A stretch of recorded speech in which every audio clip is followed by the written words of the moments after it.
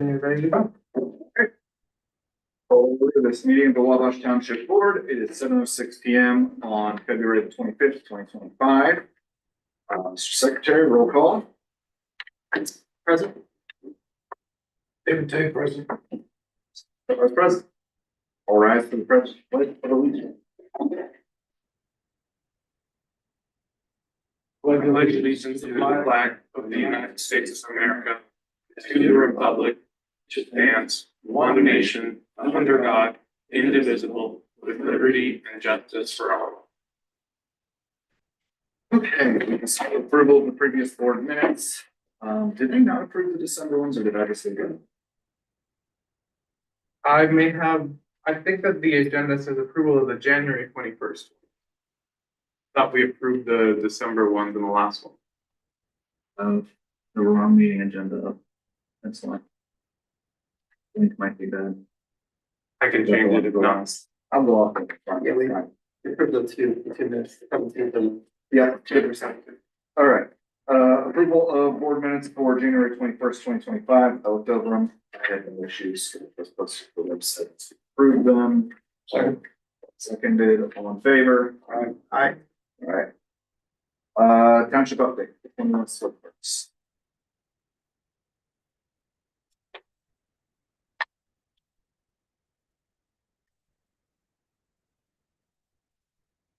All right, it does look like I copied the wrong link. I apologize for this.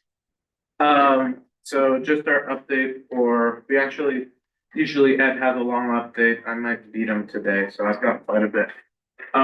So township assistance is the first piece. And township assistance this month in January was fairly high. We had 34 requests, which we provided $14,984 in assistance, and we denied $4,200 in assistance. Last year, we had 10 requests and we provided 4,558 and denied 308. And today it has gotten a little bit more normal. So this time through today, we're at 22,200 provided versus 12,100 provided last year. So just it's flattened out the difference between last year and now. January was similarly high at other community agencies. So, for example, Salvation Army had a really high number of folks that were seeking assistance. LUM also had a spike at the beginning of January too. So it's not out of range of what other agencies have been reporting. Our intern is also now calling previous clients or folks that we've seen recently to try to follow up and better track the effectiveness of our referrals to other agencies. So those should start showing up more noticeably on the TA7 reports, but so far we've just gotten started on that process. On the township side, just as a note, Catherine Woodhead, who's our township assistance coordinator, has begun working as well as our fire department assistant. So she's working on an hourly rate for the fire department and is being trained on the role. So that's just something, a positive move in the last couple of weeks that's going to have a positive impact for both the township side and the fire department side. We also have, that big piece of what folks are hearing has been the legislation coming through session right now. As a member of the ITA's legislative committee, I attended the ITA legislative conference earlier in January. We were able to have some conversations with different lawmakers, especially on the House side. We had conversations with folks on the transportation committee because there's a bill on the transportation side that's been criticized because it's trying to take money from townships to fund roads. So it's a little bit of a weird thing. We don't think that bill's going anywhere, but we have those conversations about those. Obviously, we've also had some other worse ones. The worst one being Senate Bill 1. So that one was significantly modified to remove some of the more damaging pieces of the elements of the governor's agenda. And we're hearing that it's going to be further changed in the House to be even less damaging to local government, which is something positive. In what way? They're trying to reduce the negative impact that it has on the next couple of years for funding for the municipal governments. So right now, for example, the current Senate bill legislation has the growth that the levy can grow between this year and next year at 0%. So essentially keeping us flat versus the expected 3 to 4% growth in levy, just in the rough, like in the, like 100,000, if that's your max levy, then it would stay at 100,000. Obviously, for a township like ours that's growing, that would be really damaging. But Senate Bill 1 does include a potential silver lining in its current form. It would give municipalities referendum powers. So we would be able to work to have set up a referendum process that voters would vote on to try to be able to set up a levy that's higher than our maximum. And that would not be subject to the 1, 2, and 3% caps. So we are still following, the IPA is following what that means and whatnot. That's been included in part because many senators believe that the state is way too involved in local taxing issues and that it's not really their place. I know that it still has some quirks that need to be addressed on that particular piece, the referendum. But that part I want to highlight because that would make it possible for us, for example, be able to access additional funding in the meantime as our township continues to blow up in population, so that we can ramp up to where we're needing to be in 2032 and we're able to do the next population growth appeal. So if that stayed in current legislation or for future legislation, there are some potential benefits that could see for Wabash Township in particular. We would have to go out. I know. We would have to go out and knock on doors to try to sell that to voters, which is the political side of the elected official hat. But there are benefits that would have. But overall, I know that everybody, including the fire related associations, are also following SB1 pretty closely. I mean, everyone in local government is. Additionally, we have public safety tax disbursements for townships. We've been having conversations with some of our local elected officials, including the county councilors and the city councilors, trying to make sure that, given that this is the first year, as you know, that there will be requests from the townships when we need to have a public hearing. We're trying to get buy-in from the different stakeholders to be able to make that a possibility that we are successful this year. So we are continuing to talk with folks, and then the next couple of weeks, we'll be reaching out to folks like the Lafayette City Council, those are the 3 entities that controls local taxes. Now, just as a note, all of these conversations might end up getting wrapped up in a bigger conversation because I know that a lot of units are looking at what the impact of SB1 would be, and then they might need to make up some of that lost revenue by increasing local income taxes. So, just part of the conversation. On the development side, just as a note, I know that I always mention it, we're continuing to track growth and development and the plan developments, etc., places that are coming in. And as of right now, we are at 3,200 units over where we would have been at 2020 is the estimate of the developments we know that are in progress, which would be about 7,500 residents increase in our fire service area over where we were in 2020. Cemetery maintenance, we got a quote. This is a follow-up to David's question last month. We got a quote for a tree removal that Amy had already gotten. It would be about $15,000. So we're still looking for other options as well. But that would be taking place in the spring, whoever the vendor is that we go with. And then we're also looking to get estimates and waiting to hear back from estimates for the costs to do the maintenance at McCormick as well, because there's also a fallen tree over there. Almost to the end here, I promise. We have cemetery surveys. We've completed those. I know that we started that process a couple of years back. The vendor took much longer than we would have desired for it to take, but those have been completed. And we're also talking with the county to see if we can, with this new development that's coming in, there will be a gas station that's expected to come in at the corner where Burton is. On the other side where the Turning Point Ballerina Academy is that right, the name of it? Dance Academy. That Dance Academy. So that one is that place is going to become a gas station in the future. And we're hoping that with all the work that's going to be needed to make that feasible with the increased traffic, et cetera, that we might be able to work with the city of West Lafayette, et cetera, to be able to get a permanent barrier there instead of having to fix the bollards every couple of weeks and months. Last thing, and I know that we'll talk about this closer to the end, I just wanted to make you aware that we may need to call a meeting in March for consideration of a billing contract. So as we move towards having ambulance services, we might have something for you in March that we need to get your approval on so that we can get them before. Yeah. So, any questions? I know it gave you a lot. Like, do you want me to do this under old business for cemeteries or not? Got it.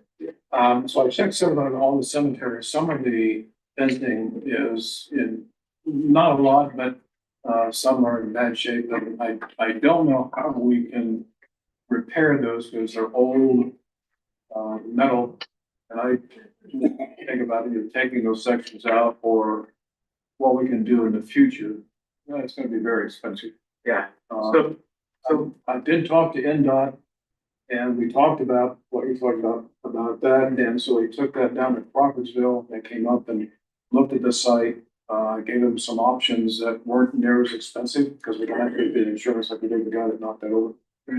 So I'm sure you're talking to them, I'm talking to them. I just don't have a concrete answer from Scott, so he's waiting to get some ideas and send you. that would be fantastic. Last time when Amy was working on that, Crawfordsville was where we got stuck. So if you can get further, we would be. Yeah, that's not gonna be a problem. Scott has been very good about that. It's not an attractive option, but it's an intermediate option is to put the concrete barriers like you see down the highways. And he said that would definitely stop, besides those bolsters that are out. Yes. That would, it's not gonna be pretty, but it's gonna be effective. Which I'm okay, because I'm not looking for beauty and that, I just want effective blocking of the.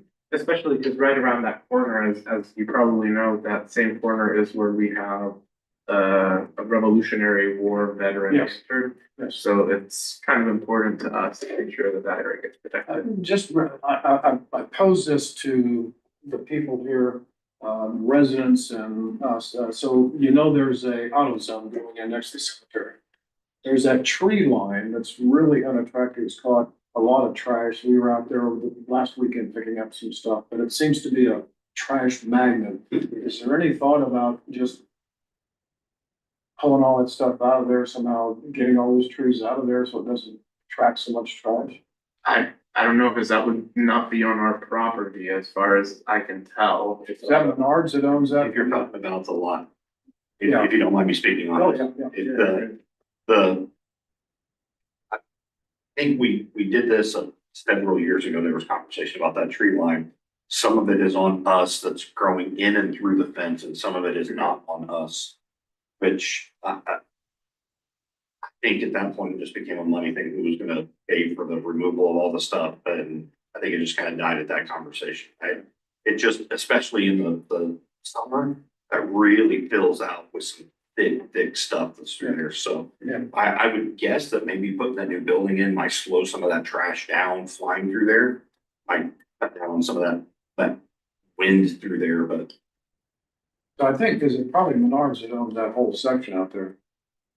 they own, yes, but I think they own all around it. There was one piece that they didn't own through that process, and I can't remember if it was on the north side or on the east side of it. There was a small strip that wasn't owned by them, but the bulk was, so, but it may all now be owned by them. Okay, I'll follow up on that. As far as the fence, I know that we're still looking for a vendor. The local vendor that we had used pulled it, so we don't currently have a vendor to go through and do like fence replacement. Blue fencing? Blue fence went out of business, yeah.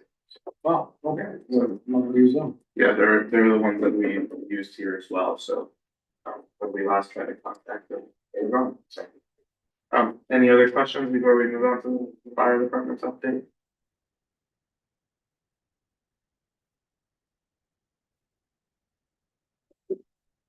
Yes, it's all Menards now. It's working to be. That's what I was doing. Didn't get there quickly.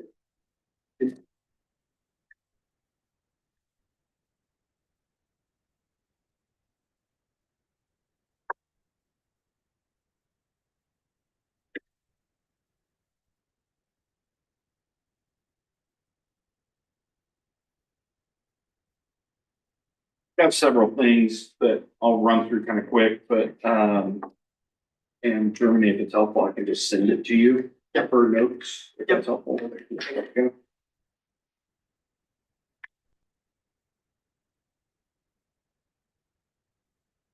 So, first, my plan was to have a 2024 annual report completed for tonight's meeting.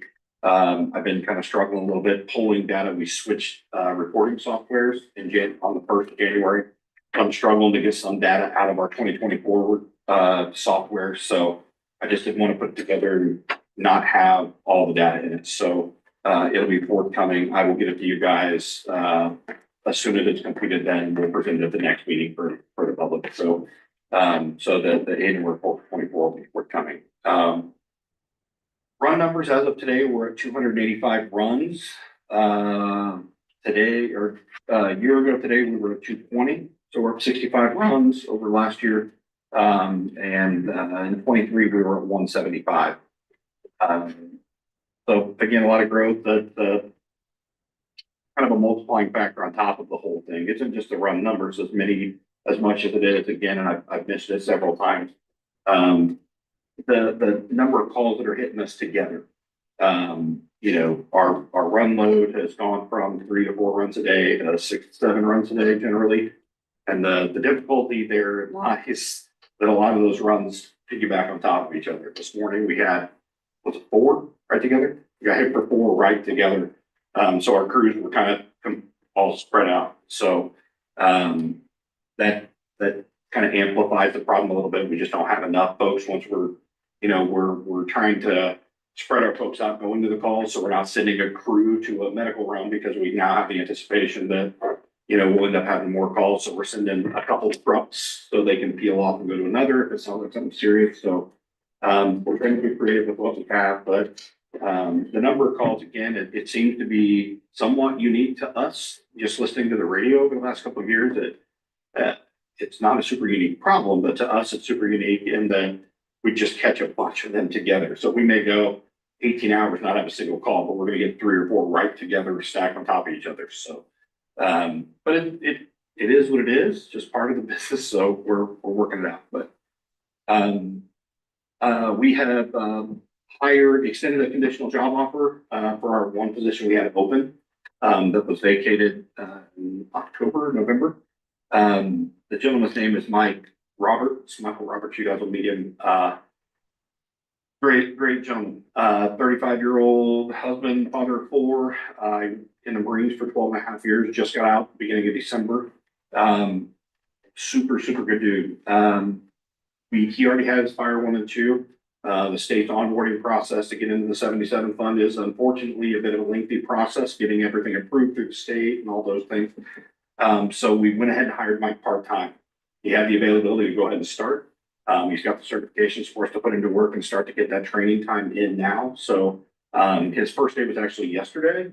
Today was his first. He went down and was doing all his physical and all that stuff. And today he was with his first day in the building and he killed it. Just did awesome. So we're super excited about that. For our 3 new positions, we closed the application pool. We ended up with 16 applications, which is more than we've received. And it's actually pretty incredible right now with the number of departments in the state of Indiana that are hired, especially around us. I didn't expect for 3 positions that we would get 16, and it seems like not very many. But I mean, given where we fall in terms of pay and those sort of things and where we're at, it's sometimes difficult. So the 16 we got is pretty awesome, and they're all great candidates. I mean, so we'll start that process very soon. We'll get our interviews scheduled. Hopefully, we're hoping to get the interviews scheduled for the first part of March, so the first week and a half or so. Along with that, with the position that we had vacant that Mike filled from Chris Shamp leaving. Chris was an engineer within the department, so when Chris left, he left the position open, but also the engineer position was open. So we filled that position. Evan Deno, actually sitting back here, was promoted to the engineer position to fill that. Evan moved. Today's his first day on B shift to fill that hole. So things are coming together. They're coming together well. It seems like it's all happening smoothly. There's a lot of work behind the scenes to kind of make all the stuff happen, but we got a lot of great folks that they're putting their time in and making it work. And the vacancies we've had as we've had a lot of folks stepping up to help fill voids. Beyond that, for the last 2 weeks, we've had 3 guys at the hazmat class that they're going all day long. It's a 40-hour, 80-hour class. So that's left us some holes with us being short already. The guys have kind of been stepping up really well to help fill those holes, which is super, super helpful. So we're not running so short. So, the new engine that we've been talking about for months and months and months, all the equipment's here. Truck was ready to go in service, and we got a call that, all the parts are in to fix the waterway. So that's where it actually went this morning, to start to get all that stuff done. So we're not putting the truck in service without pieces of it ready to go. They had the stuff at RPM, that's where it's getting worked on RPM up on Schuyler Avenue. They've got the baffle for the hydraulic system, that's taken months for them to get in. So once it gets completed, once it gets done, it'll be back here and ready to go back in service. We've got all the equipment here for it, and we're ready to put in service. Along with that, the new ambulance is here. There's still some things with the new ambulance that the manufacturer has, kind of a WEO sort of thing, that they had to do for the truck, to get it finalized. We took delivery of the truck. There's just some small things since we've got it back here, that we found that they're gonna repair. If they come down already, we'll be taking the truck back up for them to do a couple things. Are the things that would keep the truck from going in service? Probably not. But they're things that we feel is important that before that truck is given the green light to start taking runs, that it is everything that they guaranteed us that it would be. Then anything that happens with that truck is on us and not on them, and we don't have to go back and forth with them. So, the bulk of it is just very minor cosmetic sort of things. We've got but the truck is far bigger than we anticipated being. I think it's a machine. So, once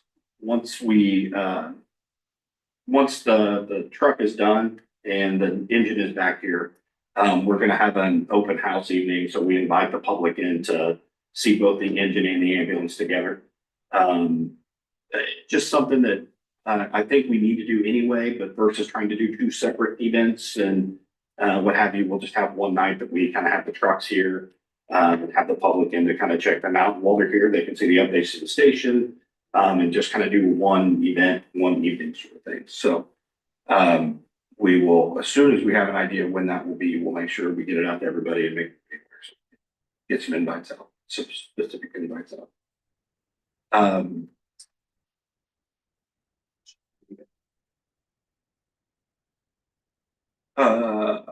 Also, along with the engine and the new ambulance, we are putting our truck spec committee together for the trucks that are due for replacement. Again, with truck delivery times, we've talked about it a lot. Truck delivery time being 2 to 3 years out based on what you're getting. A ladder's 3 years out, so we have to start that process ASAP to get a good set of specs together to begin that process. So. We've got our committee, we're having our first meeting tomorrow night to start divvying people out to figure out who's gonna handle what truck and begin that process. It is a lengthy process. But I don't think it's gotta be overly complicated. We've got enough folks that have an interest in helping with it that we should be able to get it done pretty quickly. So we'll keep you guys updated on that process. We were with the new development up on Yeager Road. Buckingham, the apartment complex that's going in up in the curve. Part of the phase 3 for Buckingham is the one house that's up there in the old 90, just past the 90, in the short chute there. We've been given that house as a training house to use. They believe it's gonna be about a year before they're ready to clear all that land over there. So we've been given free rein to use that house however we want to train in it, do what we need to do in it. So there will be a whole lot of that happening across the ships, the West Side, Battleground, Purdue. Our surrounding departments will be given the opportunity to train in the building as well. We'll be doing a lot more together. So you'll be seeing that on our social media pages and things like that. But it's an opportunity we don't receive a lot. It's rare to be able to get a place, and when you do get it, you normally don't have it very long. The contractor's ready to come in and get rid of it. So they told us it'll be about a year, but I'm guessing once their phase 1 of the project moves and they start moving through it faster, it'll probably not be that long, but that was just an estimation, so. Um, right now, we're just waiting to get access to it. They've got barricades up in the road. We can get around with a pickup truck, but there's no way we're gonna get our engines around it or our ladder around it without putting it in the ditch, so. They're trying to make some arrangements to where we can get our trucks to it without having the road left open and just a whole thing, so. But they're in the process of getting that hammered out. We'll be turning in the house, I would say within a week or so, we'll have crews out there, so. The new apartment, by the way, will be called Montage. Is the new name. The new name of Buckingham, Like the public facing name. well, this will be the third name it's had since they started the project, so Montage is what it is right now. It's And on they the map. haven't even started going vertical yet. It's so- on the maps on Google. So in a couple months, we'll give you the new name. Beyond that, we've been getting all kinds of requests for rezoning, plans for new developments. They're coming in pretty quick. I mean, they're happening pretty quickly. We just received one, last week, towards the end of last week. The north side of Stonehenge on the opposite side of 450 North. Originally, we received, some preliminary plans for the lot on the corner at 450 and 350, 450 and 350, 375. Again, across from Stonehenge, but on the far corner. This one is now next to that, adjacent to it, just to the east of it. 250 lots, I believe is what they've got in it. It'll be another large subdivision, but, again, preliminary plans, so they can send the plans out, they can be preliminary, they can give us all kinds of ideas. And it might be a year before they do something, but it might also be very quickly, so it's just a very difficult thing to try to plan. 123 lots. 123. What was the 250 that we just did? There's another two. I think that was skiage over that? here, the W. The Oh, one. that was the first part of that. No, phase 3 of whatever their new name is. The Montage. Phase 3 of Montage is expected to have 100 new units as well, Another 100. and that's, yeah. So they're just coming in like crazy. So Yeah. we've got all kinds of plans that we've been looking at. And I mean, again, today, the complex off 250 North, we got preliminary plans for. They've given us some very rough stuff up to this point across from Lindbergh Village. Today we got the preliminary plat for it. It's gonna be ridiculous.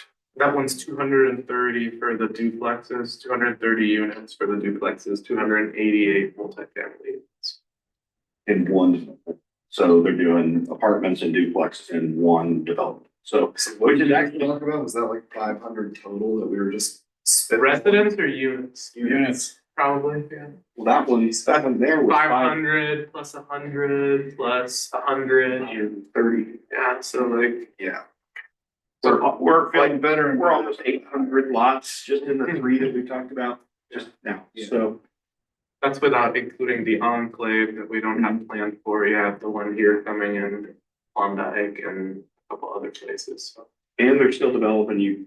I'm sure you guys have seen it if you come down Cumberland to Klondike. What they're doing there on the south side of the road, they're still building that out. They're only a fraction of the way through it. That will be almost double what they've got there now. They're stretching it all the way up to where Spoonville, Duckville, Yeah. whatever. The housing, the other part of Wake Rock. The birds. So it's ridiculous. There's a ton, and it seems as though just as we start to get ourselves comfortable and prepared and an ability to cover it, we've got another 300-400 lots coming in, or units coming in for another subdivision. So we have had to kind of sit down and do some restructuring of our inspection division that's taking care of our plan reviews, it's taking care of our annual inspections, it's taking care of our new building construction inspections. There's a ton that's got to go into that process. And we've just kind of been doing our best up to this point. We've now got 4 new inspectors that have now gone through the program. That's kind of helping fill that void up to this point. It's really just been kind of Jim and I doing our best, trying to get some help from West Side, helping with some of it. But we're starting to finally get to a place where we can divide out some of that work. We have a couple folks working on plans, the pre-approval part for plans. doing the annual inspection part, then folks doing the new construction inspections. So, we're far from having it figured out. But we're doing our absolute best, and we've got a lot of folks that are willing to kind of invest their time and go through the classes and the programs, and they know what their resources are, who those people are to reach out to try to get help. So, we're having to get much better at it as we go, for sure. I mean, it's becoming a kind of a trial by fire thing. We were able to do it pretty well for a while, but you start doing inspections, new construction inspections for an apartment complex. You're inspected floor by floor as they're completing those pieces without doing your, and it doesn't count your final. There's just tons of parts, and Pat sitting back here did it for many, many years, so he knows the complexity of that. It's ridiculous. So unfortunately for us right now, we're pulling our guys from ship to go do those things. So there's so much to do again with just doing the job itself, and then having to now divide that out with the inspections and dealing with. I wish it was just easy as going to do an inspection, but you're dealing with the sprinkler the folks, the contractor, there's a ton of people through the process that you have to deal with and stay in communication with, including area plan. There's just a ton of pieces to it. So I can't thank the guys enough for investing their time and their willingness to do it, because it really, I think Pat may be able to speak to it. It's something that could just take a full-time couple people just doing that job in and of itself. So we're trying to do the best we can with what we've got to work with, and it's a slow process for us. But we're finally getting to a place where we're regaining a little bit of control for it. I mean, we were in a place for a while where every time they called, they're like, "Hey, I need this inspected right now." And we were dropping everything to go do it. And that just wasn't working. It was impossible for us to keep up with that. So we're finally getting to a place where we can get the inspection scheduled, and we'll have somebody here. It's convenient for us, and the contractors are working really well with the spec plan or process. So we're growing, we're doing our best with what we've got to work with. So you guys have any questions for me? Chris Wilkins, you mentioned the piece of apparatus that's at RPM. Is that on our dollar or the company we bought it from? Yes. The company we got it from is paying for the bulk of the work. We had them upgrade a couple things while they're doing the work that we're responsible for, but it's less than $1,000 we're paying for. Is there a need in the future with the growth to look at having a half-time or full-time inspector? Without a doubt, we could take a full-time inspector today. But yeah, we're starting the process. I keep, every time Pat's here, I keep trying to talk him into doing it for us, and he keeps shaking his head no, just like that right there. But I help. But we without a doubt, we need a part-time inspector. We've kind of been looking around, and again, the hard part is finding the right person to do the job. I think we can find somebody who's got an inspector shirt all day long, but it's different when you're the one doing the primary bulk of that work and doing the work out here.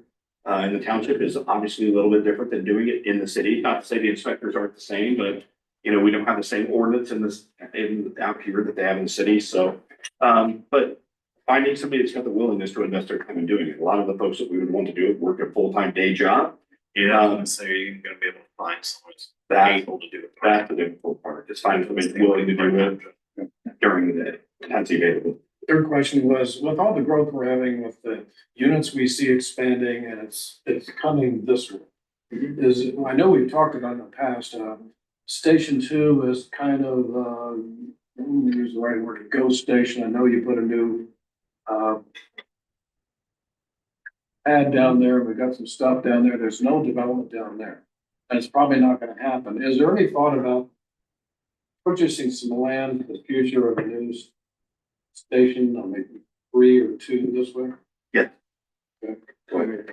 So we've been looking at that for a variety of reasons. For right now, I think that although originally we had planned to sell quicker, we think that if we hold on, the station will become a little bit more valuable, so we might hold on to it a little bit longer. And while we have, given the cost and the potential decrease in funding from the state level, et cetera, it might push back development of the second station further out, not necessarily, but it's something that we have to pay attention to, right? And so we believe that we're looking to start the process. I know that trying to work with our union, because our union, one of the benefits that the union can provide is that at the state level and well, at the national level, actually, they're able to do feasibility studies based on population, development, area plan stuff, et cetera, to kind of identify where it makes sense for a future station to be built. And so we're looking to start that process in the next year or so. I'd like for it as sooner than that, but in the next, it's one of the things on our list of pieces that we're trying to tackle so that we're able to identify what the next location needs to be. And then after that, we will probably seek out and look to buy land, et cetera. And even if we're not immediately building, we want to make sure that we have the land so that as development continues to happen, we have the ability to then build that station and be able to. I referenced earlier the possibility of a referendum or other pieces. I know that I've discussed with you guys what that growth looks like, right? Under current funding mechanisms, we're not able to increase our levy easily. In fact, SB1 does away with some of the levy appeals that we would have been able to use in the near future to be able to increase our levy. So the referendum power will be really essential in that time frame. But we need to be able to be looking at staffing and what's that growth curve gonna look like? What are we gonna be able to afford, et cetera, to be able to be ready when we're able to do the next population growth appeal, looking at what the staffing jump, if you will, that the township would be able to do, fund, and be able to go through that process, plan, and eventually, I call it mitosis, right? So we're building up apparatus, trying to extend the life of our apparatuses by not delaying the purchase of the next set of vehicles so that we can extend the lifetime of the ones that we already have, so that when we have a second station, we're able to divvy up our crews and our apparatuses and move in that direction. So I know that there's a lot more detail behind it, but that's just a quick synopsis of the pieces that we are considering in terms of the ESP. Is there a cost for the union to do that survey? So it'd be better to do it now than later? Yes. Would be, again, we started the process and in October, no, before that, we started the process, maybe August. And they needed a whole lot more data than we had access to, that we had to get through the CAD system. And that kind of bogged the system down a little bit, trying to get that data from them. But I think they've probably got their system worked out now in a way that we could get it easier, faster. The only thing I would follow up to with what he said is, I don't think we've begun to see the development that's going to happen in South Bend Township yet. It's going to happen. I think it's Purdue's building out around the airport. I mean, there's all kinds of plans that are floating in the air for all kinds of things down in that area. And I think once the big thing that right now is slowing a lot of that progress down there is access to water, having water mains ran down Newman Road, Division Road, having access to fiber optic line is another thing that been some discussion about some of the progress slowdown down there. And I think truthfully, a lot of it is we're just kind of at Purdue's mercy with what happened on the south end of the area. With a lot of that as it builds out around the airport, it's of course going to generate, some spread down there. But I think again, it's something that we can't discount that. I absolutely anticipate it happening faster than we think. I think that right now there's just a lot of growth and development happening more. And I think that once it starts down there, it's gonna take off. I think there's property down there's land available to do a lot of things. But I think a lot of folks in that area are doing the same thing that we're doing, just waiting for Purdue to do something. Because everybody's heard all kinds of things that Purdue has planned for the opposite side of the airport from where our Station 2 is. There are all kinds of plans for a lot of those things. There's probably some people sitting in the room that's been part of some of those conversations, but won't tell us about them. But it is what it is, right? I mean, that seems to be what Wabash Township does, is we have to wait until somebody else pulls the trigger on something for us to figure out what the impact's going to be to us. It's really, really difficult. I'd love to be able to have a good, solid 10-year plan. This is what's going to happen. But the growth really for us is a bit unprecedented, trying to figure out how to facilitate it all. So would it behoove us to actually move on asking the union to do this? They're working with. yeah, we're working on it, right? Yeah. So just waiting for a response back from them. Thank you.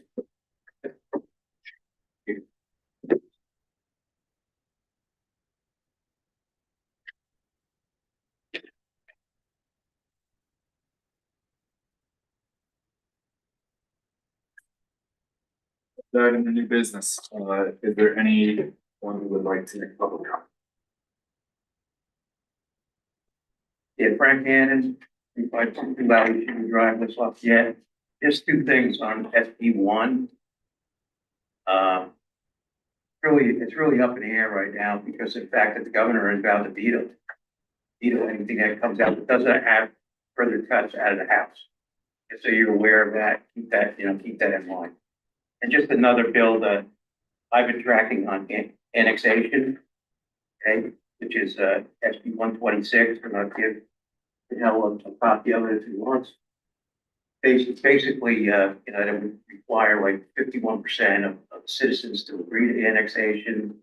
By signing signature, there's other formulas for vacant land and things along those lines. So that's just something that was mentioned at one of the earlier meetings that could be a possibility down the line again. But so I just want to make you aware. Just, was that your comment? Yeah. Just so that for SB 126, just a quick note, it's not anticipated to really change the process a lot. It's more of a tweaking of the system of how it's. Not that was how we did it. Yeah, it wasn't a major tweak to at least the way that it got analyzed by the state, and they didn't think it would encumber too much of that process, but. It's all the conversations we have, that's. Mostly just, we build more stuff. Yeah. All right. No old business, move on to new business. We've got two that are pretty quick and straightforward, and then one that's gonna be a little bit more discussion, so I'll get through the first two here relatively quickly. So we've got resolution 2025-5 to amend the 2025 salary resolution to add a part-time paramedic position. Does anybody have questions about this? This will be straightforward. All right, I will make the vote for resolution 2025-5. Second. All in favor? Aye. All right. Resolution 2025-6 is approving the addition of township assistance coordinator to the PERF fund.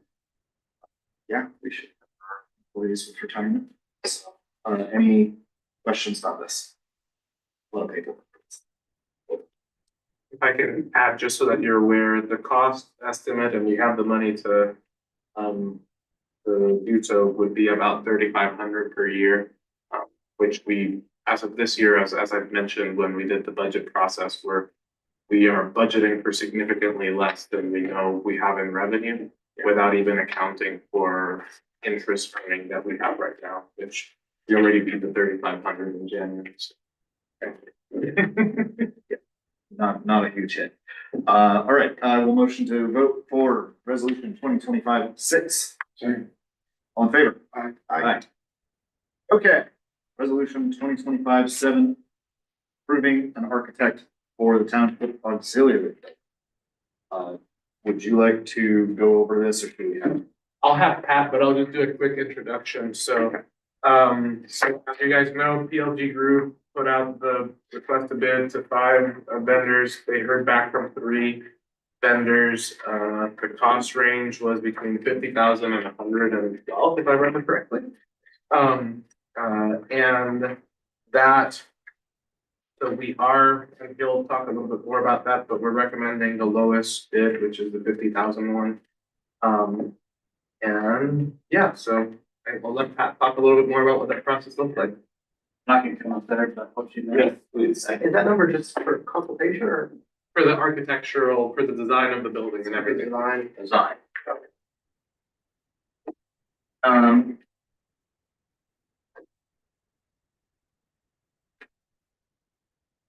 And you wouldn't mind introducing yourself? Yeah. For the benefit of everybody out there? Yeah. I'm Patrick Grimes. I'm with PLG Group. I'm the owner's rep for Wabash Township.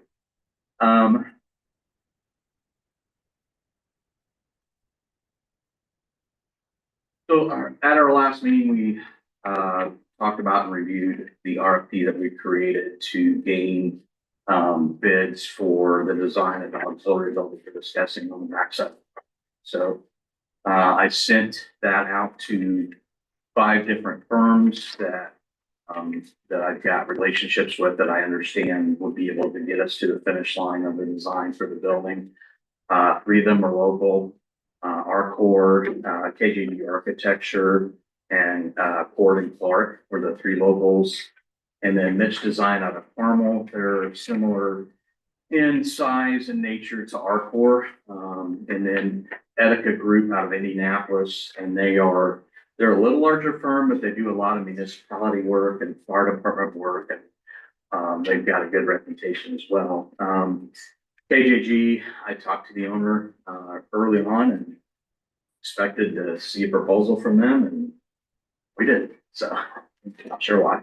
Etica Group did call me after they looked at their schedule. They just said, "Hey, we just can't meet the schedule that you guys need to get this project off the ground." And I appreciate them being honest and not trying to put something in and then, change their mind. So, if you look through the proposal, Arcor and Mitch are very similar, in a lot of what their tasks are and what they put out.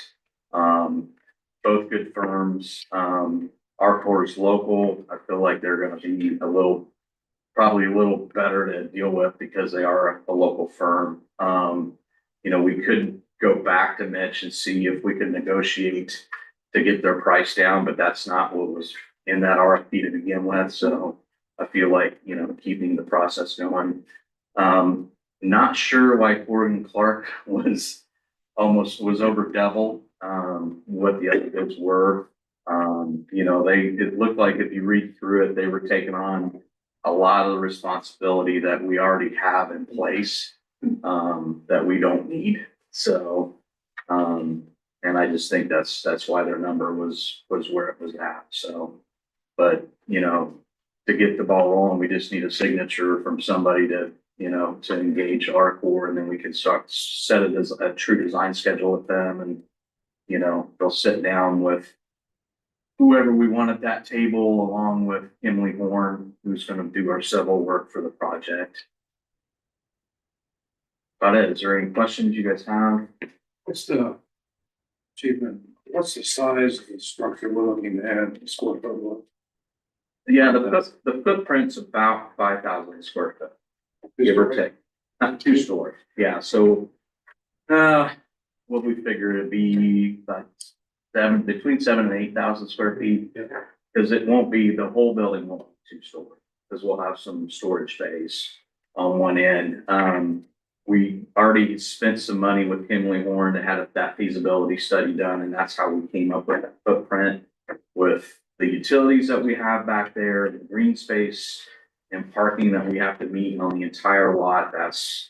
That's what we could fit on that space. So would it couple with the current building and just extend back, or is this a whole separate structure? Whole separate structure.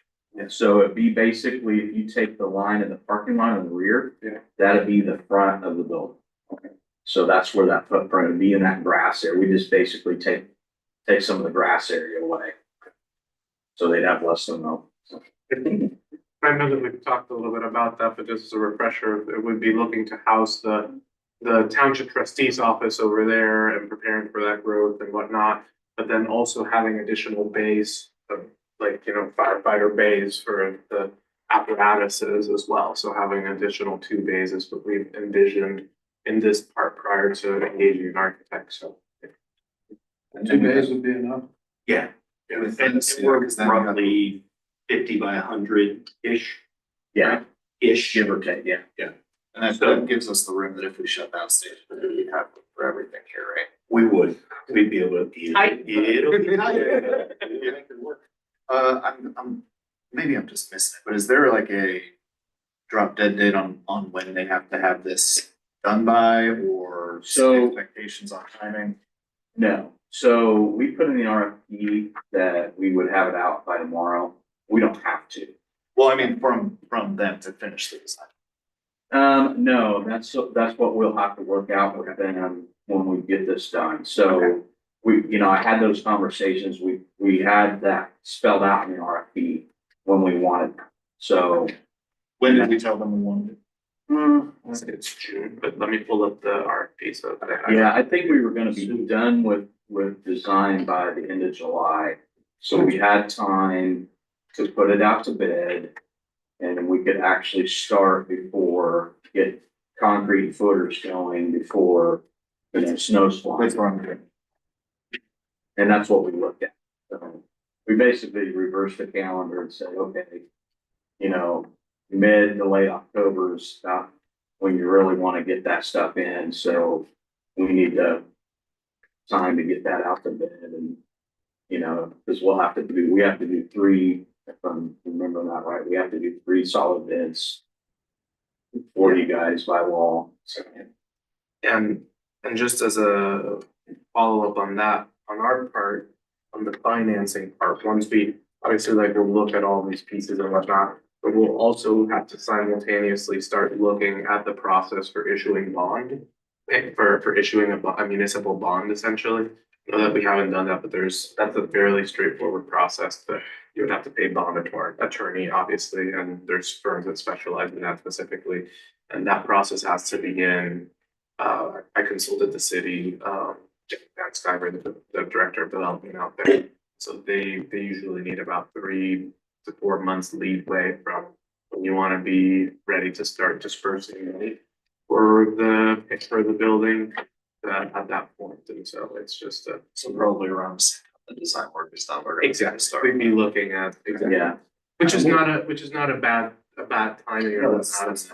And then And through that process, when we get about halfway, when we get to what they call the DD set, we'll usually create a preliminary budget. So we can put that out to, a couple contractors with just a floor plan and the idea, the concept of the building and get some preliminary numbers. So we kind of know where that budget's gonna fall in, give or take, based on the information that we have at the time. So. And then obviously, when we get the bids in, that's gonna tell us, how close we are.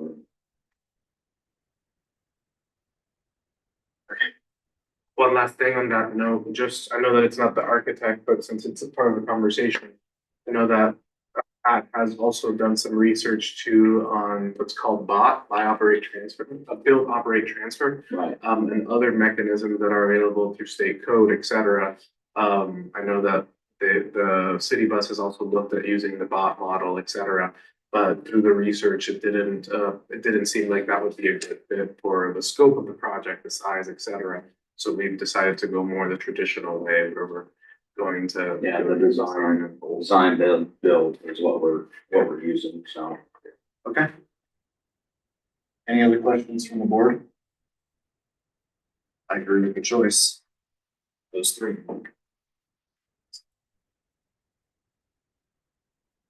Thank you. Very much. I can get a signature if you guys want. I can't deliver that. Oh. Okay.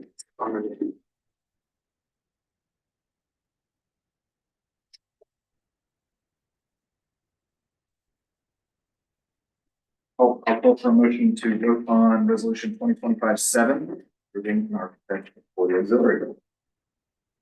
All in favor? Aye. Okay. So we will meet again for sure in mid-April. It sounds like we may have a meeting in March. I will do my best if we need to meet in March to get everything available at least a week before the meeting, but we'll see. And just so that I know, if I may ask, are there any known out of town dates for board members? Since it's a smaller board, we need 2 members in person in March. I'll be out until the 10th. Until the 10th of March. Yeah. Well, no, sorry, the 9th. Okay, until the 9th. I've got some weekend things. I don't think Tuesdays though. Just wanted to ask ahead of time, so. Yeah. Didn't choose a bad date. Angel, you sent me a note about the website. Yeah, so if you could stay a few minutes after, so that was just a quick note, so. Okay. I know that I mean, it's a minor thing, but and the township hasn't been out a dime because I've been paying for it myself. But when I was on the board, we had to purchase a separate domain for the township board. And when we transitioned over, my original plan was to turn it over as quickly as possible and get rid of that email, but I was worried that there might be people out there that still have that email, and then that might be how they were trying to reach us. So I held off, and I've been paying, well, not the township, I've been paying the monthly fee to have an account available. But that account's not really getting used for anything other than just spam and the normal stuff that goes to the board, because that's included in that board email. So I'm just looking to transition the YouTube page, which is owned by that account, to the township, the in.gov domain, so. So it's just it'll take me a little bit of tinkering to do it, but Yeah. I'm hoping to kill that in the next month or so, so. Okay. Any announcements before we adjourn? Move to adjourn. All in favor? Aye.